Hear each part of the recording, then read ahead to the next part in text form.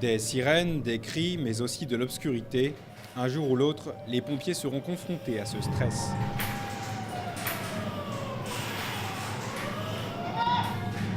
Ils se doivent d'être opérationnels, des vies en dépendent.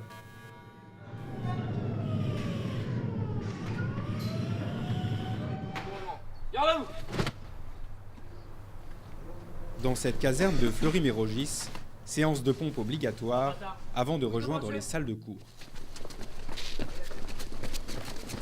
En effet, ces pompiers sont en stage. Leur but, maîtriser le feu.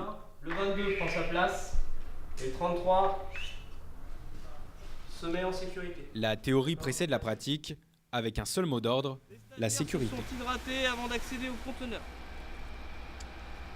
Les étirements ont été effectués par tous les stagiaires et formateurs. Tous les stagiaires doivent connaître le matériel utilisé durant la session et ont testé la lance à l'extérieur du conteneur. Et donc l'objectif, c'est déjà de montrer un petit peu l'évolution du feu aux stagiaires. Et une fois qu'il va rentrer à l'intérieur, c'est pouvoir faire cette lecture du feu, savoir où il en est dans l'évolution du feu et ensuite adapter les gestes en conséquence. Vous comprenez que si le pompier est mouillé, la chaleur, l'eau qu'il a sur lui va se transformer en vapeur et du coup ainsi ça va brûler le sapeur-pompier. Donc on doit vraiment prendre garde à ne pas mouiller le sapeur-pompier parce qu'on a la coutume de dire qu'un pompier mouillé c'est un pompier brûlé.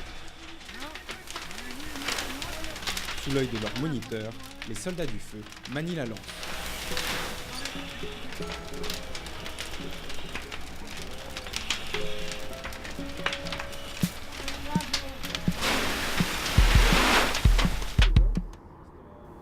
Dans ce bâtiment, des incendies sont simulés.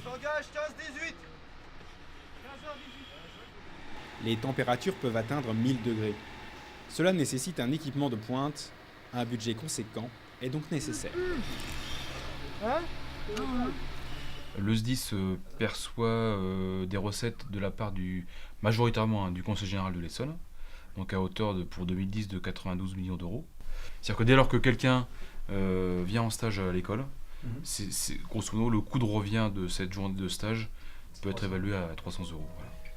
Depuis l'ouverture de cette formation, le nombre de pompiers morts au feu a diminué de moitié.